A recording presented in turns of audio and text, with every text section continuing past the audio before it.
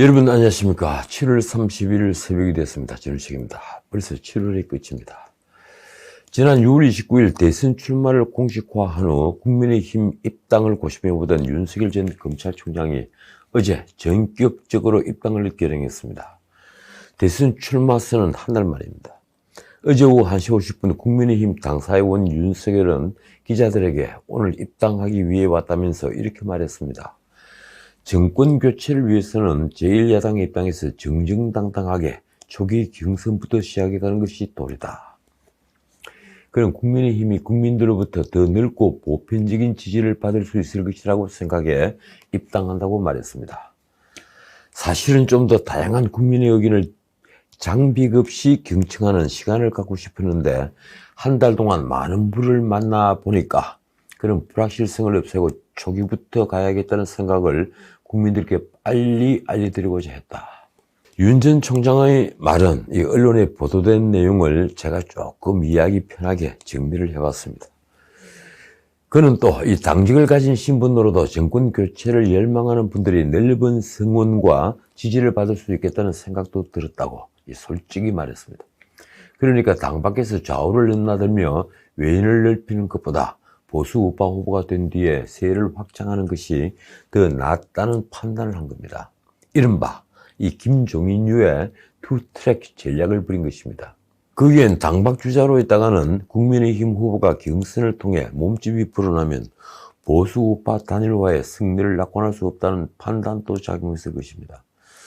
본인은 입당 결심을 한 게 몇 시간이 안 된다고 말했는데 아마도 오래전부터 생각했겠죠. 무엇보다도 자신을 지지하는 반문 보수층의 의구심을 해소하고 제1야당의 엄호를 받아서 처가리스크 등 여권의 네거티브 공격을 정면 돌파하기 위한 것으로도 보입니다. 마침 어제는 당대표 이준석이 광주로 간 바람에 특별한 환영 행사는 없었습니다.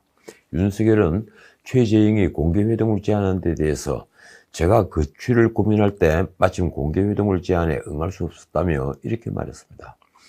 이제 저도 거취에 대한 입장을 정리한 상황이기 때문에 어떤 분께서 만나자고 하더라도 이제 적극적으로 응할 생각이다. 당내 차기 주자들은 물론 환영일색입니다. 11명이나 되죠. 특히 잠재적 경쟁자로 언론이 지목하고 있는 최재형의 반응이 더 재밌습니다. 그는 정권 교체를 열망하는 당원과 국민의 걱정을 크게 들어주셨다면서 이렇게 말했습니다. 빨리 가려면 혼자 가고 멀리 가려면 함께 가라는 아프리카 속담이 있다. 이로써 이 대권 주자 1위를 달려온 윤석열은 반문의 주자에서 보수 우파의 주자로 일대 변신을 한 셈이 되었습니다. 거기에는 적폐청산이라는 명분으로 이 박근혜, 이명박 두 전직 대통령과 보수 정권의 주요 인사들을 감옥에 보내면서 보수 세력을 무너뜨린 원죄를 해명할 수 있다는 자신감이 깔려 있습니다. 말하자면 그가 비치는 공정상식, 법치 이런 구호가 그런 감정적 간극을 넘어설 수 있다고 본 것입니다. TK 지역의 절대적인 지지도 그런 자신감을 더하게 했을 것입니다. 아마도 그는 과거 보수 정권과 대체할 새로운 보수를 외치겠죠.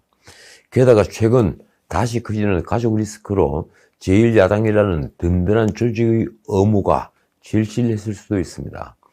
당 밖에서 독자 세력으로 고군분투하다가는 자칫 단기 필마로 일순간에 추락할 수 있으니 말입니다.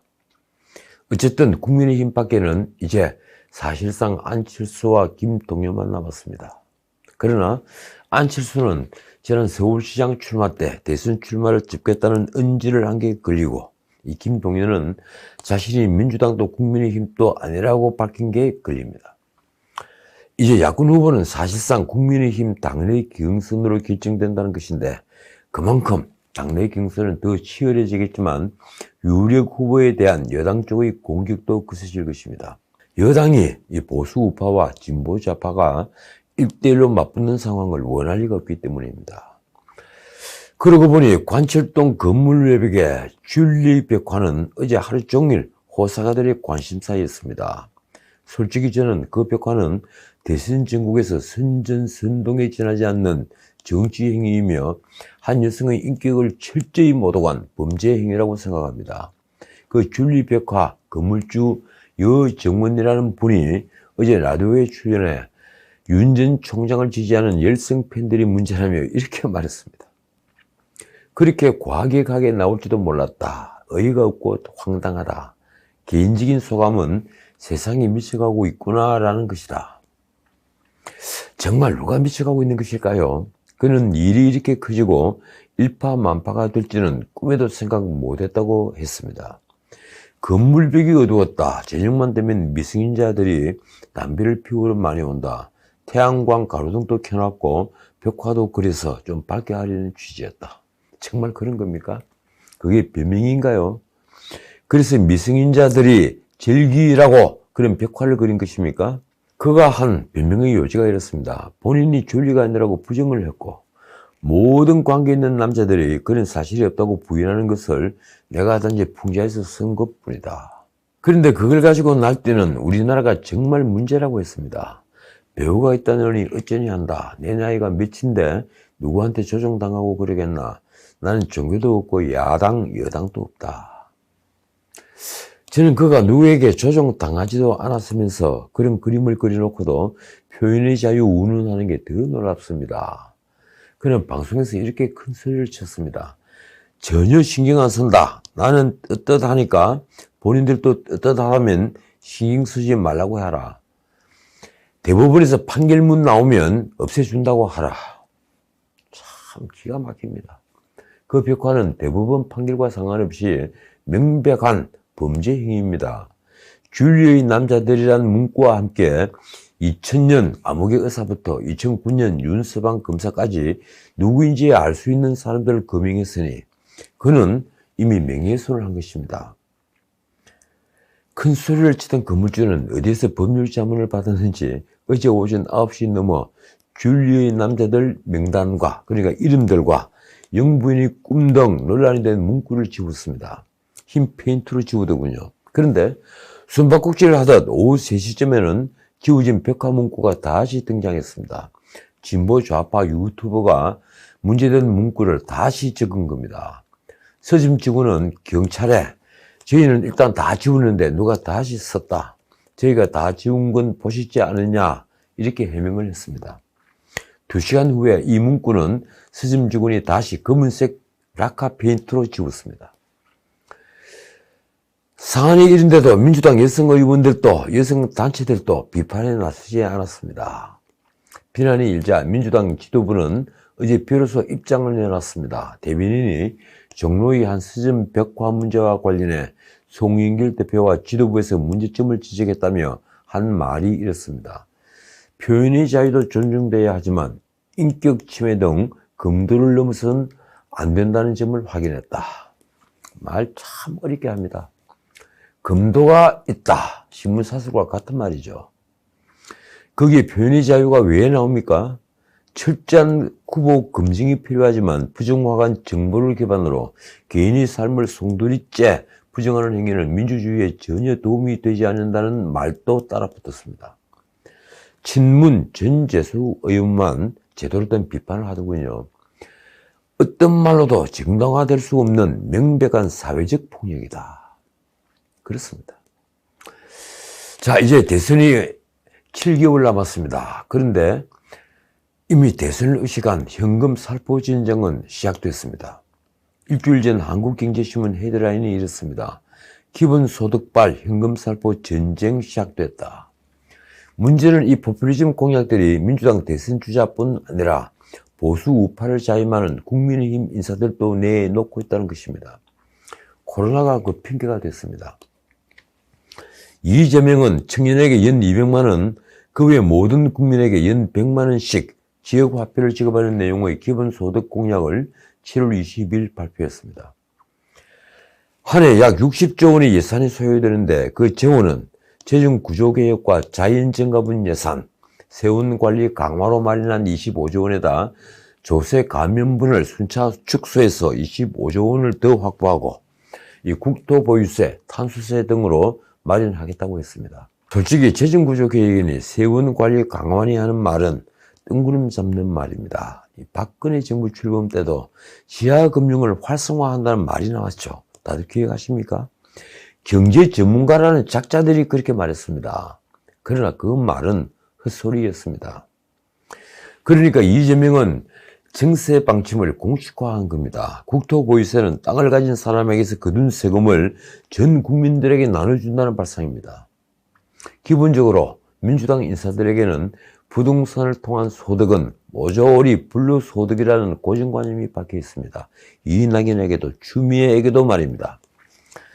이재명이 국회에서 연 기자회견에서 한 말이 놀랍습니다. 이 기본소득을 국가정책으로 반드시 도입해 조세지향을 최소화하며 저부담, 저복지국가에서 중부담, 중복지국가로 가는 대전환의 길을 열겠다. 그러면서 한 말이 이렇습니다. 대한민국은 경제는 선진국 수준임에도 불구하고 복지는 OECD 평균이 절반 정도에 그치고 조세 부담률도 현저히 낮다. 제가 전에도 한번 말씀드렸지만 이재명의 이 말은 틀렸습니다. 이재명이 우리 복지는 OECD 평균이 절반에 그친다는 사실부터 틀렸습니다. 영국은 예컨대 무상급식은 상당 부분 철회했습니다. 독일도 마찬가지입니다. 반면 영국 복지 수준이 높게 보이는 것은 NHS 때문입니다. 내셔널 헬스 서비스. 국가가 보장하는 의료제도 때문입니다. 그러나 영국이나 이탈리아의 NHS는 막대한 예산만 잡아먹는 비능률적인 의료 시스템으로 이미 결론이 났습니다. 나중에 시간이 있을 때 충분히 한번 설명드리죠. 서구에서 수술 순번을 기다리는 암 환자들이 미국이나 심지어 우리나라로 오는 것을 어떻게 봐야 하는 걸까요? 게다가 서구는 국민연금 제도를 우리보다 적어도 몇십 년 훨씬 일찍 시작했습니다. 그런 까닭에 전체 수치만 본다면 우리보다 훨씬 더 많은 복지 비용을 지출하는 것으로 보이지만 실질적으로 우리와 큰 차이가 나지 않습니다. 지금 무분별한 복지로 피그스라고 불리는 국가들, 포르투갈, 스페인, 그리스, 이탈리아, 프랑스 등은 EU의 짐이 된 지 오래입니다. 그 국가들은 복지 구조 조정을 하기 위해 발버둥 치고 있습니다. 오히려 복지 국가를 천명하던 북구 국가들조차, 예컨대 스웨덴조차 보수 정당들이 무분별한 복지 축소에 나섰습니다. 그런데 우리가 저복지 국가에서 서구의 복지를 따라가야 한다니요. 오히려 정말 복지가 필요한 곳에는 복지를 강화할 필요가 있지만 우리도 복지 구조 조정을 해야 합니다. 예컨대 무차별을 공급하는 무상보육 같은 부문은 스웨덴 수준으로 구조 조정을 해야 합니다. 이 스웨덴은 15시간에서 40시간까지 어머니에게 아이들을 보육원에 맡길 수 있는 파우치 제도를 운영하죠. 그런 반면 지금의 기초생활수급제도는 고쳐야 합니다. 이 빈곤으로부터 탈출을 돕는 게 아니라 빈곤의 영속화의 한 원인이 되기 때문입니다. 자, 이재명이 두 번째 말, 조세 부담률이 현저히 낮다는 말도 틀렸습니다. 우리 조세 부담률은 이제 21% 정도로 사실 서구보다 평균 4% 정도 낮습니다. 국민 부담률은 27%를 넘어 28%에 이르고 있지만 이 역시 서구보다 낮습니다. 그런데 1인당 국민소득에다 준조세까지 포함해 비교를 하면 결코 낮지 않습니다. 그러니까 이재명의 저부담 주장도 엄밀히 말하면 틀린 말입니다. 진짜 문제는 조세를 올려야 할 부분이 소득과세와 소비과세라는 점입니다. 우리 좌파들은 재산과세를 올려야 합니다. 지금 우리 소득과세는 소득을 가지는 이들의 40%에서 50% 정도가 세금 면제자입니다. 반면 부가가치세는 영국, 프랑스, 이탈리아의 20%, 독일의 19%, 그리고 스웨덴, 덴마크의 25%에 비해 터무니없이 낮습니다. 우리보다 부가가치세가 낮은 나라는 일본 등 몇 나라밖에 되지 않습니다. 이재명 외에도 민주당 주자들은 퍼주기 공약을 내놓고 있습니다. 이 이재명이 대학 진학을 하지 않는 청년에게 세계 여행 경비로 1,000만 원을 지급한다고 했습니다. 그러자 이낙연은 아동수당을 확대하고 군 전역자에게는 사회 출발 자금으로 3,000만 원을 지급하겠다고 했습니다.